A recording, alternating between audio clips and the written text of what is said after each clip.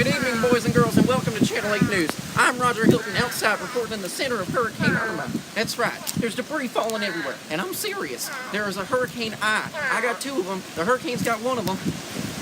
Oh, man. Debris is flying everywhere right now. It's ridiculous. I'm going to get gone with the wind. It's a great day to get kicked out of my parents' house, I'll tell you what. Pieces this big are falling out of the sky. We are in a state of emergency.